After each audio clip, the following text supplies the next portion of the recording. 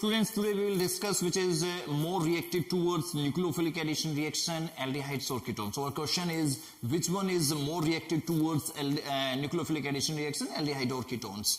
So students, both aldehyde and ketones, they contain carbonyl group. This is carbonyl group, students. This is carbonyl group. If I attach H here and also a hydrogen here, then it is aldehyde. If I attach CH3 here, it is also an aldehyde, and if I attach CH3 here, then it is ketone.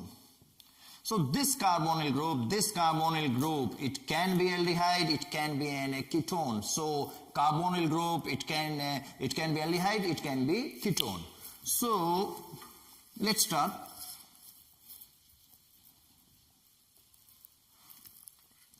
So student, this is carbonyl group, and if I attach hydrogen here, then it is aldehyde, and this is methanol, and this is again carbonyl group. If I attach alkyl group CH3 here and another alkyl group CH3 here, it acts as ketone. This is ketone. Now our question is, which is more reactive towards nucleophilic addition reaction? This aldehyde is more reactive, or this ketone is more reactive towards nucleophilic addition reactions? So let's see. This is nucleophile. This is nucleophile. So these are nucleophiles. Now students, again, this oxygen atom of carbonyl group, this oxygen atom of this carbonyl group, it is highly electronegative atom. And what is electronegativity? It is a tendency of an atom to attract shared pair of electron towards itself. So this oxygen atom, it is highly electronegative, so it will attract these shared pair of electron towards itself. As a result, partial negative charge develop here and partial positive charge develop here. Okay.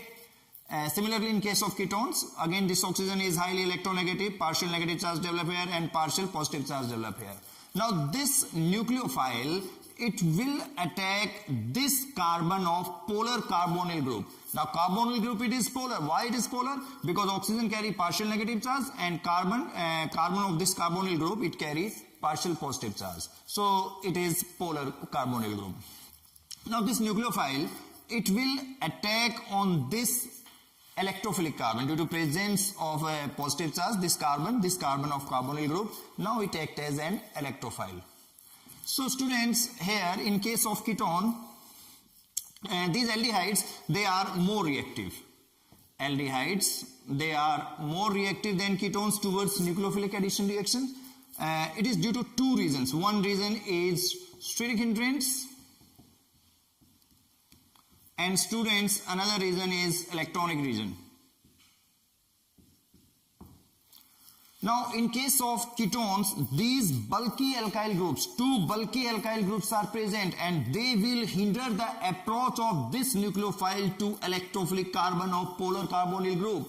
This nucleophile, it is not able to attack on this carbon due to presence of these two bulky alkyl groups. These bulky alkyl groups, they will hinder us, they will stop, they will check the approach of nucleophile to this carbon. As a result, this nucleophile will not be able to attack carbon, and reaction will not take place. So ketones, they are less reactive. So this is due to steric hindrance. Another reason is electronic reasons. Now we will discuss what are these electronic reasons. Students, as we know, this is alkyl group CH3. It is an alkyl group, and alkyl group CH3, they are electron donating groups. They show plus I effect.